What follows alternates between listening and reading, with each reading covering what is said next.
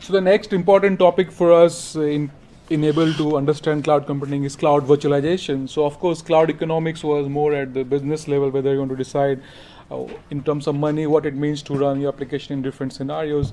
But actually, most of the work is around being able to understand what kind of virtualization I need in the cloud infrastructure, and if I'm using the public cloud, being able to understand what kind of virtualization they use and what it means for my application to run on that virtualized infrastructure. So the goal of this lecture is to understand what are the key technologies available to virtualize servers and the network in a cloud data center, and what's this implication on how your application can be deployed on those infrastructure, and what are different techniques available and what is their trade-off.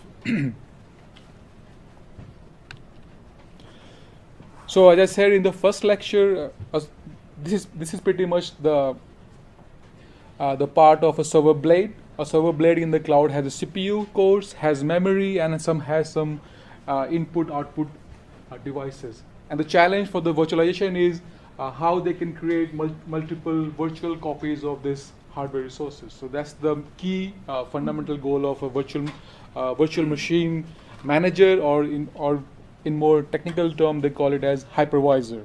Okay.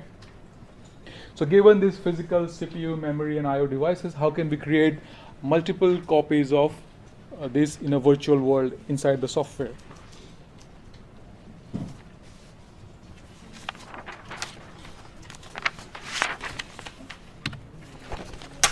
Right. So this is our starting point for an application or for a machine where we have a physical hardware that includes processors, memory, chipset, I/O bus, and devices. And on top of that physical hardware, we run an operating system layer, which is tightly coupled to the hardware.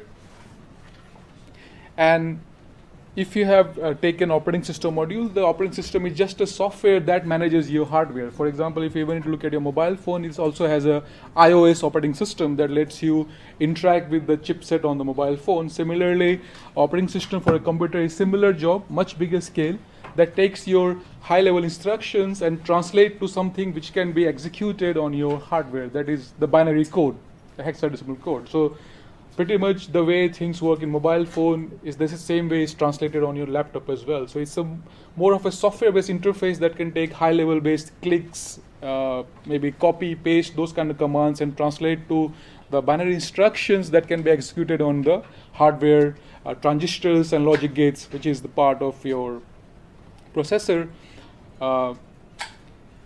Right. So the starting point is, so what is the major problem with having the operating system tightly coupled to the hardware, or application tightly coupled to hardware in context of cloud computing? So this slide shows that the software that includes the application and the operating system is tightly coupled to the hardware. So those applications can just run on this hardware. What is the problem with that if you see this in context of cloud computing? Migrating or supporting multiple kind of operating system, that becomes really difficult. What else?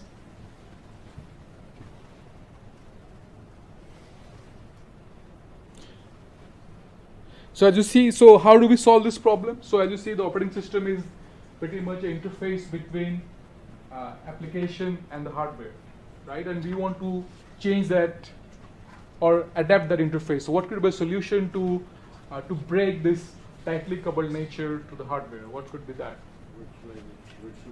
So virtualization, right? So writing a new layer of software between the operating system and the hardware so that it decouples the operating system and the upper layer application from the hardware. So that layer that we write between operating system and the hardware is called virtualizer or hypervisor or virtual machine monitor. There are different names and different terminology if you search Google, but that's the main. So the way in this picture, operating system is the interface between the hardware and the application. In the virtualized world, the virtualizer or the hypervisor is the interface between the hardware and different operating systems that run inside different virtual machines. Okay.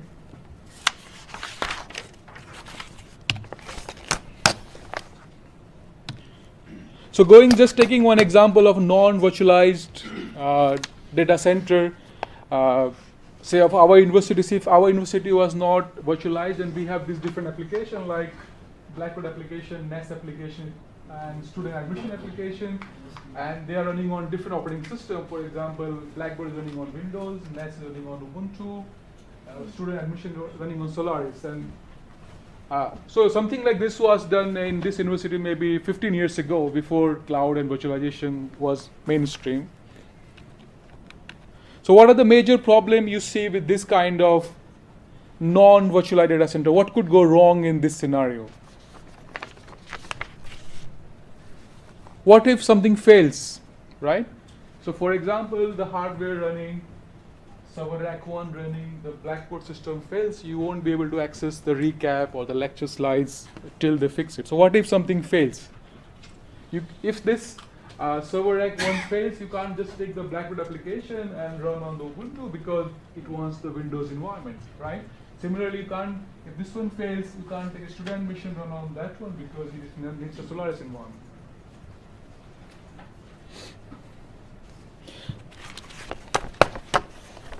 So what could be one solution to solve this problem? How do we, of course, virtualization, but what could be the other solution that could be possible to solve this problem beyond virtualization? So before virtualization, they used to have some solution, right? Replication. So before virtualization became mainstream, they used to have replication, hardware replication. So they will have one more server rack which also has Windows OS, and then if something fails, they can run that application on that replicated hardware.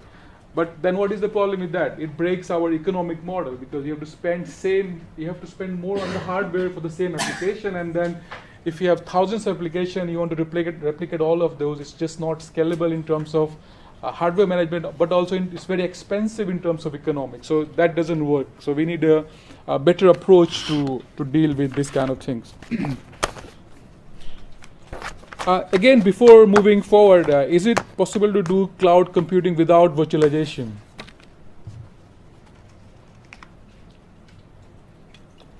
Sure? Yes, it's expensive.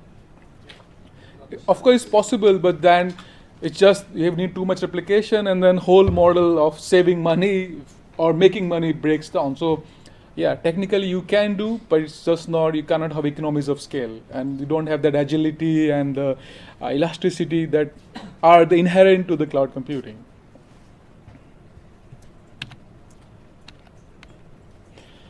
Right.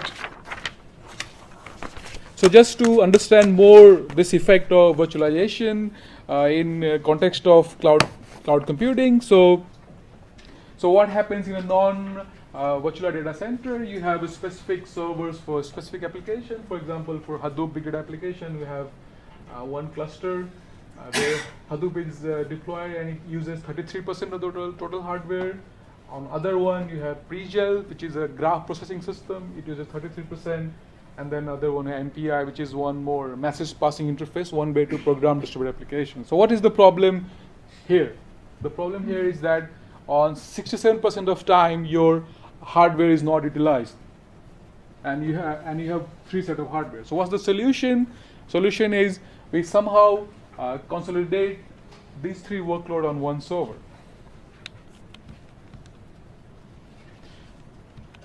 As you see in this animation. So what is this animation showing? Am I able to bring and buy this hardware so fast that I can just join them together at the same time? What is this trying to depict? That based on what kind of approach I want, I'm able to add and remove hardware on the fly. So again, how this is possible? Through virtualization. So I have a hypervisor which just based on maybe just 3 hardware machines is able to scale from 3 to 6, 6 to 9, 9 to 3. And then what happens because of that? I'm able to mix all those workloads together, so I'm able to achieve 100% utilization of my hardware as compared to losing 67% in each of them and keeping them on all the time. So if I'm keeping all the servers on all the time, I'm spending money on the power bills, cooling and everything. But if I can consolidate all the workload together, I'm saving how many servers needs to be switched on at any point of time, and then I'm also maximizing utilization, and that gives more flexibility. So this is how the cloud providers makes profit in some sense, because they're able to mix workload from different users on the same shared server. This is how they make money. So if the same 3 machines can be offered to 12, 15 different people. They're not a couple, they're not hardwired to what kind of workload those people are using, but because they have this virtualizer to share the same hardware between different people. Right, so we saw some examples to understand how virtualization works and how it helps you in simplifying your IT infrastructure, how it helps you in consolidating heterogeneous workload on the same hardware. With each workload can have different operating systems as well. But then, before we go in detail of each virtualization technique, let's understand what are the main benefits of virtualization. So, first of them is heterogeneous system consolidation. As we see in the other example, we can mix Hadoop, MPI, and pre-gel workload on the same hardware. So they are all heterogeneous application. They may require different operating systems, but because of virtualization, we are able to put them together on the same piece of hardware. Second one is virtualization allows you to do better system testing. Do you agree with that? With virtualization, I can test my application much better. Yes. Yes. Why would be that? Because you can, if you test your application, you can put it into different operating system. Exactly. So if you use virtualization, you can run your same application code, application logic on different operating systems like Mac, Windows, and then they can be executed even on different hardware as well, because by virtualization you are decoupling your application not only from the operating system but also from your hardware. So that gives you a very diverse set of scenario to test your application performance. So it even improves your system testing ability. And because you are able to improve your system testing ability, you can better optimize your application performance as well. So it leads to the next advantage is system optimization. Then why you think it leads to application high availability? So why you think it gives you more ability to deal with faults through virtualization? So going back to our initial example of NES and this, why things if I use virtual machines instead of real machines, it gives me my application more reliability, it's more available. Yeah. If something crashes, it's easy to move it from one machine to the other. Or even you can just have a copy. We can have a copy of application as long as we snapshot the data. So we can, in fact, on different hosts, we can have same copy of virtual machines, and we can, once something fails, we can rapidly start the other one without thinking about the underlying hardware or underlying operating system. I can just have high available system infrastructure. Why do you think the virtualization leads to better elasticity? So elasticity means what this was doing, right? Being able to grow and shrink. So one of the other fundamental main factor behind cloud computing was to support elasticity.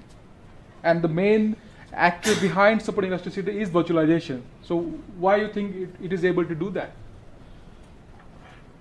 Because I am running just the virtual copy of my application, I can just copy, paste, and create more copies on demand, or just delete those copies the way I see. So just scaling a virtual application is as simple as just copying a file.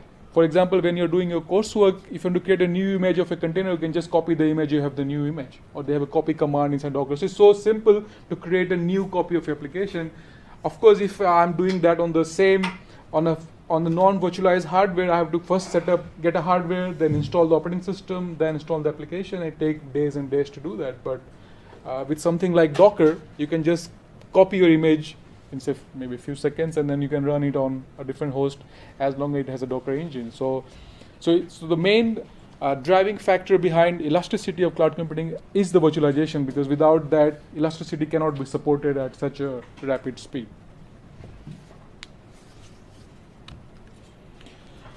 Right. So now you'd be surprised to know that we are talking about cloud computing today, but the cornerstone for virtualization was set in 1970, long back in the old days of mainframes. So what used to happen in those days, like of course in those days we didn't have Amazon Data Center or Amazon Web Services or Microsoft Azure. In those days, IBM used to supply this big mainframes computer to the banks. So mainframes are it's like a supercomputer that does very fast transaction processing, such as when you go to an ATM machine and withdraw some money, that transaction is validated on a mainframe. So what used to happen that time, every 2-3 years, IBM used to change the hardware of the mainframe. For example, that means that the type of transistors, the type of accumulators, and other microchips that used to be on the hardware used to be updated, and it leads to a problem for the companies like Barclays and Lloyds that they are not changing their software in accordance with the hardware, and they used to get annoyed that every time IBM gives a new mainframe, they have to somehow adapt their code to that new hardware. And they needed to find certain way that they can run their legacy code on the new mainframe hardware without changing anything, because that's not their main business to keep updating their code. So then IBM has to come up with some mechanism that the old transaction processing code that used to run on old mainframe can run on the new mainframe as well. So what do you think would have been a solution by the IBM in those days, like mostly 50 years ago? So the banks had a program that used to run on a system hardware A, but after a few years now they have a hardware B. And these banks, they want their application to work on hardware B the same way it was used to work on hardware A. So what could have been the solution proposed by IBM or implemented by IBM like 50 years ago? So these banks like Lloyds and Barclays say, we don't want to change our software every time we change your hardware. So you need to come up with a solution that somehow mimics the behavior of my software, and it runs on hardware B in the same way as hardware A. So what would be their approach to solve the problem? So this was the cornerstone for virtualization, which is now so popular, and now we call it as cloud computing or whatever. So I have a software that runs on X hardware, right? Then I create a Y hardware that has some features which is already in the X hardware, but we have some new feature, we also have some missing features. But our software doesn't know that. Then how can we adapt that to the new hardware? What could be your approach as a programmer to have that interface? I mean, part of answer is in the picture as well, but maybe something to get you thinking. What could be that? Yeah? So when you want to run a program on new hardware, so I guess first thing you have to do is translate one instruction to the other, and then add extra software to add extra functionality in the missing functionality. Right. So whenever you change the hardware, what you change is the memory hierarchy, right? You change the memory hierarchy. How you address is 32-bit, 64-bit. So you change the memory hierarchy. You change how processor executes the instruction, the machine instruction. So on hardware A, there might be different number of transistors that execute the same instruction, but on hardware B, we have different set of transistors. So you need an adapter from the program to the hardware so that you can translate those instructions that can be executed on hardware B. So you need to write the translator. So this translator is actually the virtualizer that can take certain behavior and translate to that format, that machine instructions that is understood by hardware B. But for the program running up there, it still thinks that I'm running on hardware A, and it keeps sending instruction in the hardware A machine instruction format. But this interface, which is like a virtualizer, just translate those instructions to the machine code, which is understood by hardware B. So this is the fundamental of virtualization. Just you do the translation of the instruction in a way that is understood by underlying hardware. And this is the cornerstone for the virtualization. Yeah. It sounds more like an operating system than a virtual machine, actually. So hypervisor is like operating system of virtual machines. You can say like that. So it's also a kind of, so operating system is a generic word. So Windows is operating system, but hypervisor is also an operating system of operating systems. It is kind of that. So their functions are not very isolated as we see in type 1 hypervisor, type 2, but there are some hypervisor that doesn't even have operating system because it is operating system plus it does operating system work plus additional translation. So you're right. So it is operating system, but it is operating system of operating systems, right? So we will go into detail.